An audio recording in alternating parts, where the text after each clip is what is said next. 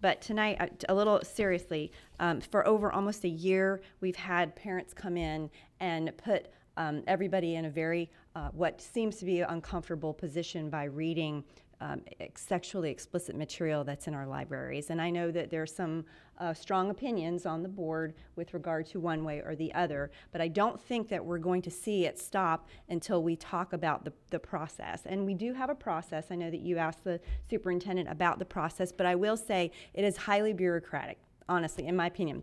Because I'm going to just read it, and there's not enough information, honestly, on the website if you want to actually take action. Should a family or community member have a concern regarding a library media center material or library media center list, the school's library media specialist is available to hear those concerns, and if requested, provide custom reading recommendations based on the student interests and family priorities. If desired, the library media specialist can also provide information on the HCPS reconsideration of school media materials procedures. Within 7 workdays of receipt of a completed copy of the request for reconsideration of school media materials form, which is not on the website that I can see, the school's educational media materials committee, who I don't know who that's comprised of, but maybe you can tell me, convenes to review the challenged material. Committee members then read or review the material in its entirety, review the complete request for reconsideration of school materials, consult professional review and academic resources to weigh the merits against alleged faults in the light of the material as a whole. The committee will determine to the extent to which the material meets the HCPS criteria for selection to reach school decision. A decision report will be prepared and sent to the complainant within 30 days of the committee convening. That's for one book in one library. We have almost 200 sites.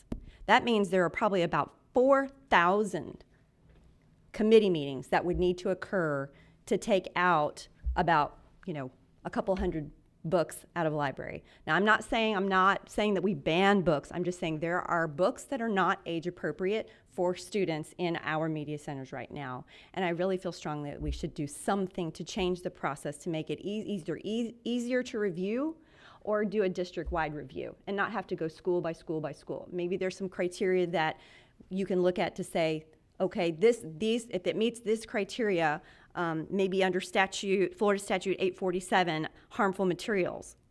I mean, if you look at that statute, harmful to minors means any reproduction, imitation, characterization, description, exhibition, presentation, or representation of whatever kind of form depicting nudity, sexual conduct, or sexual excitement when it predominantly appeals to a prurient, shameful, or morbid interest, is patently offensive or prevailing standards in the adult community as a whole with respect to what's suitable material or conduct for minors, or taken as a whole is without serious literary, artistic, political, or scientific value for minors.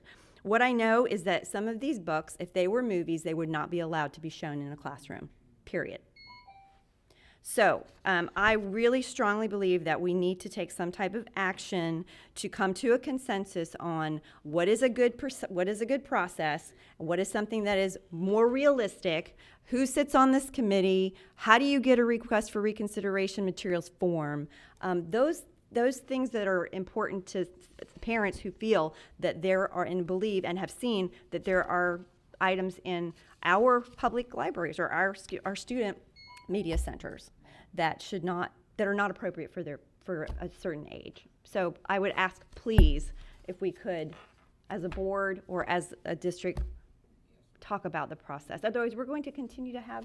Yes, thank you, Member Snively. And I think it's important because in the last year, nobody has come up and said, let's talk about the process. You're the first person. I've had countless people come up and read, and it has become very political, and it has become very divisive. And I think we need to make sure that we keep the politics out of that.